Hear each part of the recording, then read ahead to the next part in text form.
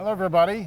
Bill Rabinowitz along with Joey Kaufman. We're here Tuesday afternoon after Ohio State's pre-Michigan media availability, the only one of the week. It's a different week, always is. Ryan Day, then Jim Knowles, and then 5 players talked. And what was the headliner for what you learned, Joey? I think they're all aware of the stakes of this one. There's a lot that is just evident with this one. Big time matchup, Big Ten championship on the line. The winner is going to go to the conference title game as the East Division winner. A playoff berth is at stake because of how stacked the top of the playoff rankings are. You have 5 unbeaten Power 5 conference teams. You don't know maybe if the same situation will unfold like last year where Ohio State loses this one. You can backdoor your way into the playoff. That may not be possible this year. So the stakes are high, and I think everybody knows it. Yeah, and what's unique about this game, first, there's a lot that's unique about this game. First of all, the opposing coach is not going to be on the sideline. Jim Harbaugh, if you've been living in a cave, has accepted a 3-game suspension. They're not fighting it anymore. He's going to be at home watching the Ohio State-Michigan game from his on TV, so that's different.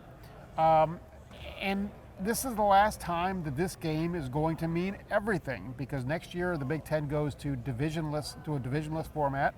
So if this were next year, Ohio State and Michigan would already be playing in next year's, well, we don't know what Oregon and Washington, but it could be the same matchup next week. Can you imagine that? So the winner, goes to, if they beat Iowa, goes to the playoff for sure. The loser goes to the Orange Bowl or the Fiesta Bowl, and I bet you a lot of the Ohio State draft eligible players will not be in that game. So this is potentially the last time you see the Marvin Harrisons and players like that, or it could be the springboard to a championship season. So the stakes couldn't be any higher. And plus you factor in the underlying tension with this one, which is sort of left unsaid this week, but with Jim Harbaugh's suspension, there's a reason for that. The Big Ten found that they were in violation of their sportsmanship policy. Their investigation determined that Michigan was scouting opponents in advance, which is against NCAA rules, as part of a sign stealing scheme, and that's still under NCAA investigation. But Ohio State lost the last 2 years, and how much of a factor was the fact that maybe Michigan knew what Ohio State was about to call with Connor Stallions on the sidelines? And Ryan Day has been very, very careful. I'm sure it's killing him, but he has not talked about it in terms of how it might have affected the last 2 years, what additional motivation it might provide to this year's game. The players didn't really talk about it. I think that they've been kind of told, there's been a Ohio State policy that we're going to just internalize it. We're not going to talk about it, and we're going to play the game. And then after the game, who knows? But you can tell that there is a hunger with these players and these coaches. Ryan Day's lost 2 in a row. He's done everything successfully as a college coach except for win a national championship, and the last 2 years beat Michigan. 1 and 2. 1 and 2. He did beat them in 19. But, that's the thing. And for an Ohio State coach to lose 3 in a row to Michigan is like almost any other coach would be on the hot seat. I don't think he would be because of all the other stuff, but it wouldn't be good. Well, Ohio State coaches wear their win-loss record against Michigan. Urban was 7-0, and you know what happened in the 90s as well. And so that is the sticking point for. And the thing with Jim Harbaugh is it's not just what's happened in the last month with the suspension, the sign-stealing saga, but you go back to 2021. They lose their first game in Ann Arbor. In the post-game press conference, Jim Harbaugh alludes to Ryan Day being born on third base, and that comment, I think, really stuck a knife in it a little bit, and that was a little bit stomping on a grave. If you win a game like that, it was a not so subtle jab at Ryan Day. It sort of made this rivalry, I think, more personal than just two programs that want to win, and I think. There's not been a lot of response to that publicly by Ryan Day, but that's sort of the heart of it all. And Jim Harbaugh, to give him the benefit of the doubt, was referring to the program that he inherited versus the program that Ryan Day inherited.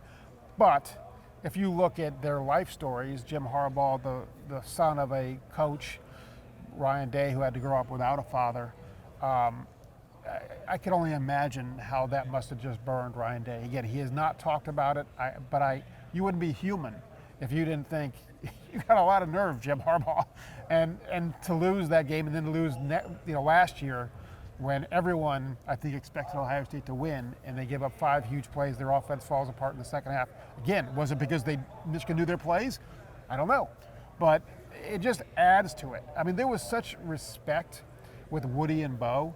There just was, and even with Earl Bruce and the following Michigan. I don't think there is that. Well, they were asked directly this week. Jim Harbaugh was asked on Monday. Ryan Day was asked on Tuesday. Do you respect the opponent? Do you respect your opposing coach?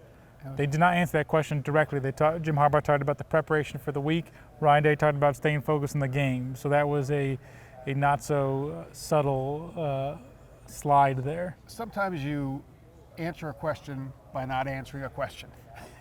And I think he really answered the question today, because it's very easy to say, yes, I do. And when you don't say, yes, I do, it means, no, I don't. Because they talk about it every week, no matter who they're playing. We have a ton of respect for such and such a program. He has said it every week. Yeah. PJ Fleck and James Franklin, and you go down the list. I'm not even sure, did Jim Harbaugh's name come out of anybody's mouth at the podium? No. Look, I've covered this a long time. This rivalry's gone on forever. I don't know that there's a game that's quite like this. I just don't think there's been one where there are external factors and then there's the game itself that's so meaningful. Well, you can count them on one hand the times that Ohio State and Michigan have met as unbeaten teams at the end of the regular season. This year, last year, 2006, the game of the century, they were 1-2. 1973, 1970. That's it. Yeah. That's the list. For as good as these programs have been for decades, it's very rare that you get to the stage of the game, they're both 10-0, 11-0, whatever it is. And now you have it. And then plus you factor in that the animosity we've talked about. I think it just makes for quite the potion. Yeah, and obviously Ohio State's going on the road to Ann Arbor, and Ohio State's been very good as a road team under Ryan Day. I mean, they've embraced that, and I definitely get the sense they're embracing it. And Denzel Burke talked about being the villain. Yeah, and look, Ohio State's an underdog for the first time this year, right? First time in the game since 2018. Yeah, so they're an underdog. They're hungry. 2 weeks ago, before the sign stealing stuff really blew up and Harbaugh was suspended, look, Michigan looked better for most of the year. They did. But Ohio State's played better lately, and Michigan struggled with Maryland last week, and had a semi-tough game against Penn State. It helped that Penn State didn't have an offense, but they're not peaking the way I think Ohio State generally is. I mean, I don't think Ohio State's a straight line peaking, but the trajectory is generally positive. And I could see them putting it all together on Saturday, and then honestly, they're probably going to have to. The total X factor, I think, is the effect for Michigan of not having Jim Harbaugh. He's not the primary play caller, so it's not as if he's calling plays for Michigan's offense, but he's a former quarterback.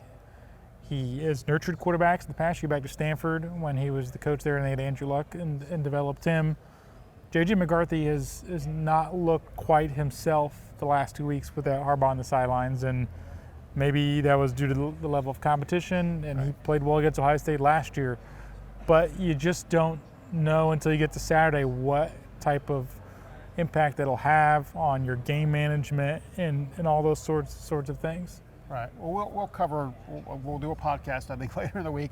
We'll cover more of this. We just kind of wanted to give you a sense of what things were like today on the day that Ohio State met the media. So thank you very much for watching. For Joey Kaufman, I'm Bill Rabinowitz. Thank you.